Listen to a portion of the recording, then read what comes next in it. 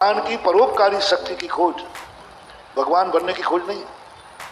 भगवान के अंदर ऐसी कौन सी निमित्त शक्ति है, कौन सी परोपकारी शक्ति है जो भगवान के निमित्त से जगत का कल्याण हो सकता है। सूर्य इसलिए महान नहीं है कि वो आकाश में है, सूर्य इसलिए महान नहीं है कि वो आकाश में जा रहा है, सूर्य इसलिए पूजा जा रहा है कि उसके अंदर जगत के अंधेरे को मिटाने की ताकत है। लोग ऐसे सूर्य को नहीं, सूर्य इतना ऊपर उठ गया है इसलिए लोग उसकी पूजा करते हैं, लोग सूर्य को अच्छा मानते हैं, सूर्य का निकलना मंगल होता है क्योंकि वो बहुत ऊंचाई पे है।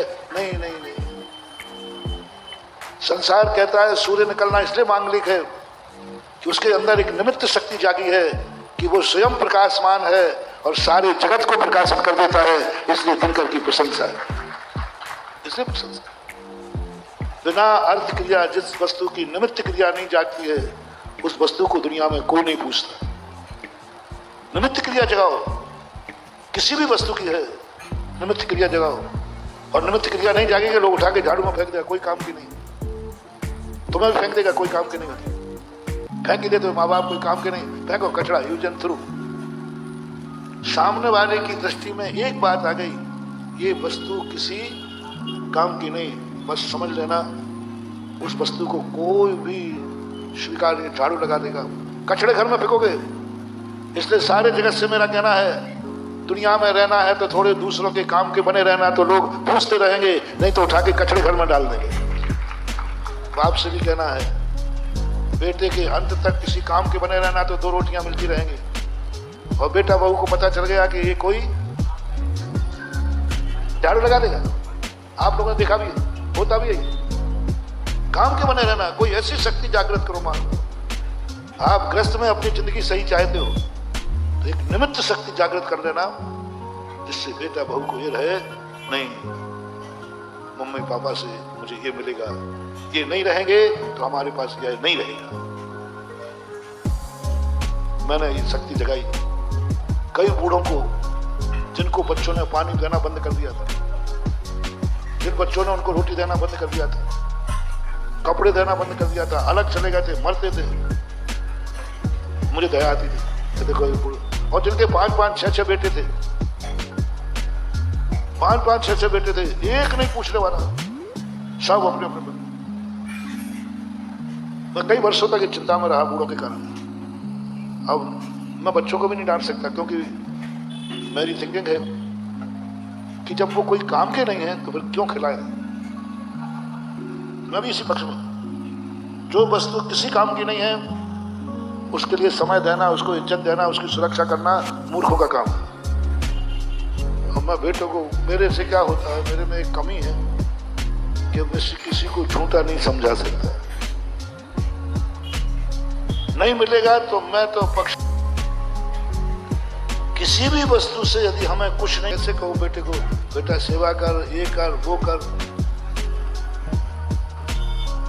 बहुत दिनों के बाद इसी निमित्त शक्ति मिली मुझे, माँ बापों के अंदर, दादा दादी के अंदर, बूढ़ों के अंदर एक ऐसी शक्ति खोज मिली।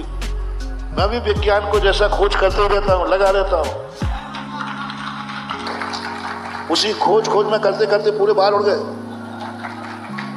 खोज करता रहता हूँ, कोई भी वस्तु, आप मेरे पास पेंसिल लग जाना, मैं इसी पेंसिल को दिन भर निकाल दूंगा। इसी पेंसिल कहाँ की है, कैसी है, क्या काम की है, यदि ये टूट गई तो क्या काम में आएगी, कचड़े में जाएगी, बस इसमें मैं दिमाग चालू रहता है। सोते समय भी कई बार हमारे प्रवचन में ऐसी अच्छी बातें सोते समय आ जाती हैं। कई शंकाएं हमारे जागते हुए नहीं होती, सोते हुए हो जाती हैं। और जो ध्यान तो मैं करा रहा हूँ ना, ये ध्यान मैं कई बार सोते हुए कर लेता हूँ। हाँ, कई बार ध्यान निद्रा में बैठे बैठे मैं सोते सोते ध्यान हो जाता है, बिल्कुल हुआ हुआ। जैसे आप लोग कभी सोते सोते बोलो शिखर जी पहुंच सकते हो कि नहीं, जिसकी जहां लगन होती है वो सोने में आ जाता है। और बस कोई कभी कभी ध्यान करते करते स्वप्न में ध्यान लगा देता हूँ, स्वप्न में शंका का समाधान हो जाता है। ऐसे ही सोचते सोचते बूढ़े माता पिता को कैसे बचाऊं। बच्चों को जबरदस्ती कराना मेरे बस की बात नहीं, क्योंकि उसको हमने जबरदस्ती कहते ध्यान रखना, माँ बाप की सेवा नहीं की तो भस्म कर दूंगा।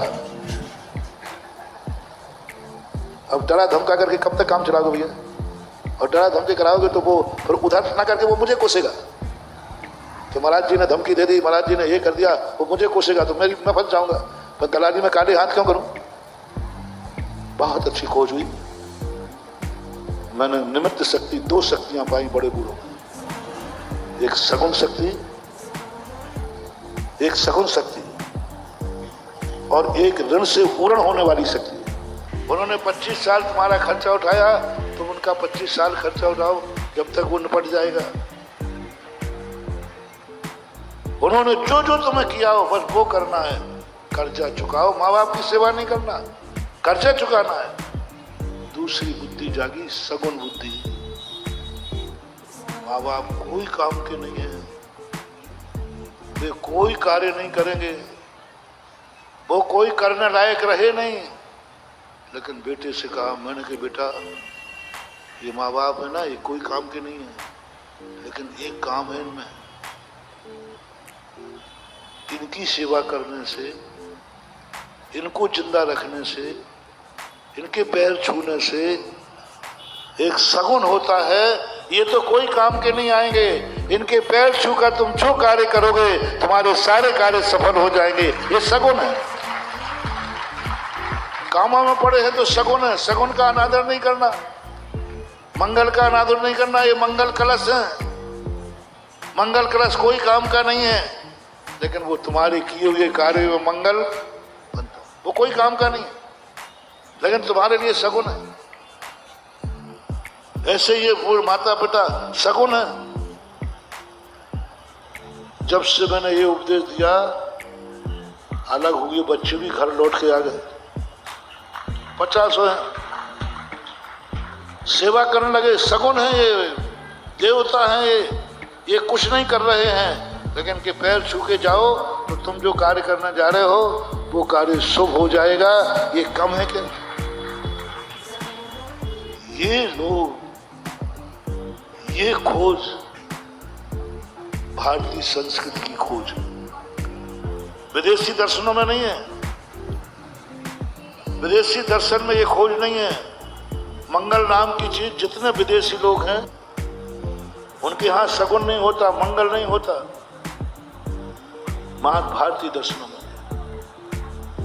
और सबसे ज्यादा मंगल की खोज, सगुन की खोज जैन दर्शन ने की।